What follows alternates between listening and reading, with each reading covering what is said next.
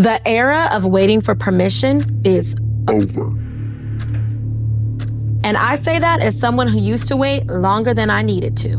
Indie filmmaking in 2026 feels a lot like 2016. 10 years ago, we weren't obsessing over whether Hollywood was opening doors for us. We found a way to make it happen, we committed to that, and that's how we got through the doors. Somewhere along the way, we started waiting again. Waiting for funding, waiting to get into some sort of special rooms, waiting for someone to discover us. And I'm guilty of that too. What changed for me wasn't access. What changed was the way I thought about getting to the finish line. If you're watching closely, something is happening right now. The filmmakers who are getting opportunities aren't always the most talented. They're consistent, they have bodies of work, they have proof of concept, and the most important thing, they can deliver without all the chaos. The industry is quietly rewarding reliability, and it is also quietly ignoring those who are stuck in ideating, and that shift matters. I'm Yamoria Wright. I've been producing for 18 years, and I help filmmakers build infrastructure without having to wait or feeling like they need to wait for someone to open up the doors for them. What I've learned is this.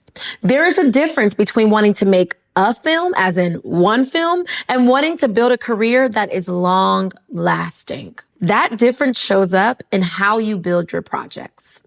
Most filmmakers think they have a funding problem. And in my experience, I've noticed it's actually a foundation problem. I've seen filmmakers raise $50,000 and never really do much with their project.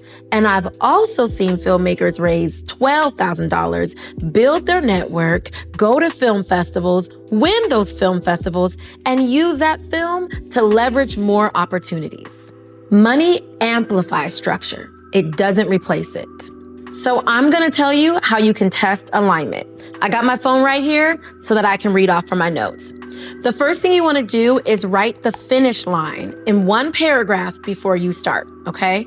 Ask collaborators if they're committed through the completion of your project. And last but certainly not least, define what done means in measurable terms. If it's hard to figure out what done for your project means, it isn't even about the funding, it's about the planning. At some point in my career, maybe like 3 years ago, I stopped starting projects that I knew I could not complete. That decision changed how I produce. Here's what that looks like. All right, so I mapped the last 30 days of the project first. I know. So if you think it's gonna take 2 years until you're at the biggest film festival or you're premiering, then you map that 30 days up into that 2 years where you're, premiering your project. Whatever that looks like for you, map the end first. It's really important because you're kind of reverse engineering, okay? And then after that, I budget backward. What does that mean? That means when I budget backwards, I'm thinking about the fact that I know I might have to fly certain key crew, or if I have some talent that is really highly sought after talent, I might want to fly them out to my world premiere of the festival.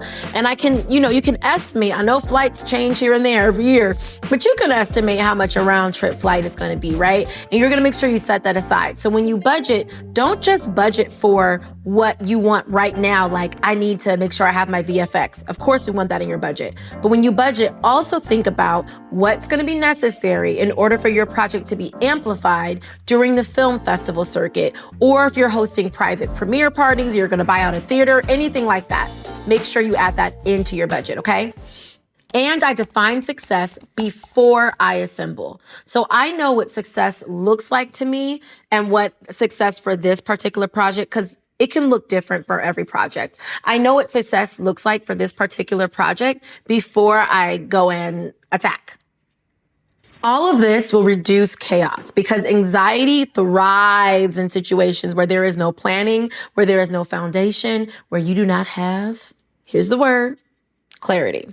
If you're used to building your projects with anxiety being the thing that gives you that momentum, that drive, you're not behind. It just means that no one taught you how to build systems, how to create infrastructure before you begin your project so that you can reduce the anxiety. Now, not promising we're not going to remove it. We know a lot happens in film, but the idea is that you reduce that anxiety, okay? This is actually why I created the Plan Like a Pro blueprint. Nobody teaches producers how to really build that infrastructure, especially independent producers who are learning on the go, as you go step by step. I'm talking creating the templates, understanding your why, understanding how to get ahead of hard conversations when you're hiring people to be on your team. If you need structure, that's what the Plan Like a Pro blueprint is here for. It's linked in the description. All right, back to the conversation at hand. So I'm gonna keep it real. You can get attention for a project, you can have people gravitate towards your project without it actually being sustainable. That's possible, but that's what we're planning against here, okay? We want something that is sustainable, that you can get that attention and that excitement and that hype, but also it's something that can sustain over years or however long you plan to carry that project forward. So here's the viability test. If your project went viral tomorrow, could you still sustain the demand? If attention stopped tomorrow, could your project still survive without the attention? Does this build skill, revenue, and leverage, or just noise? Visibility feels powerful. Viability builds careers.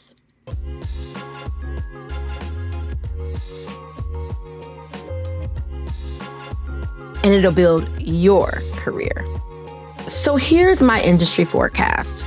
The next wave of filmmakers aren't gonna necessarily be the most talented. Now hear me out. I'm not saying they're not gonna grow their talent. I'm just saying the next wave are gonna be passionate. They're gonna be about human connection, and more than anything, most importantly, above all else, they are going to be consistent.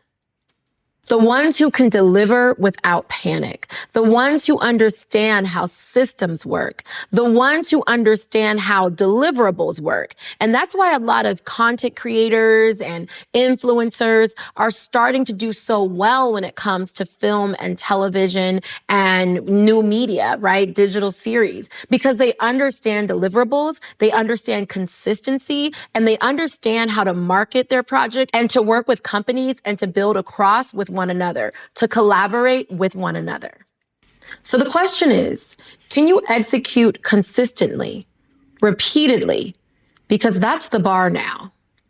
If you keep changing plans, if you're not sure how you want to launch, you just kind of know that you want to launch and you're talking about it.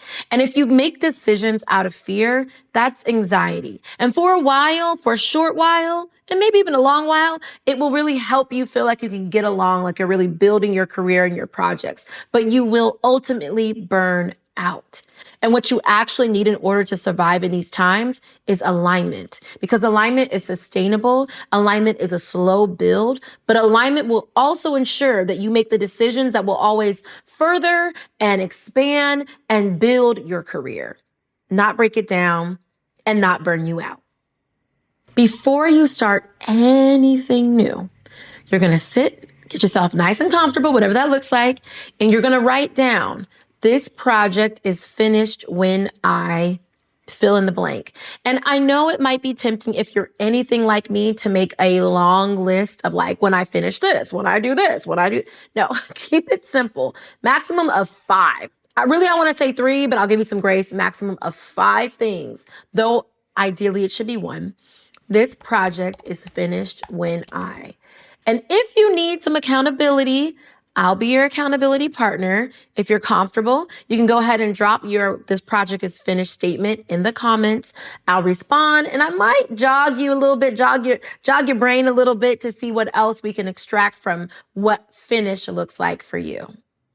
Finishing is something you must practice, because it's not about getting out of Dodge when the project doesn't look and sound the way you want. Finishing is something that you must practice time and time again, especially nowadays in this new era of content creation and this new era of filmmaking that we are transitioning in, and quite frankly, that we're already in. I don't wait for permission anymore. What I do is prepare. I ensure that my project has a mission, that I'm aware of that mission, that I am aligning myself with that mission, and that when I engage with other collaborators or when I hire, I'm thinking about that and I'm clear with them about the purpose and the timeline of the project from the beginning. I hope this helped. If it did, make sure you apply it immediately. And if you're like me and you need more structure and prefer to work independently, trust me, I get it. That's what the Plan Like a Pro Blueprint is for. It's linked in the description below. Until next time, happy filmmaking, happy creating. You've got this. I'll see you in the next one.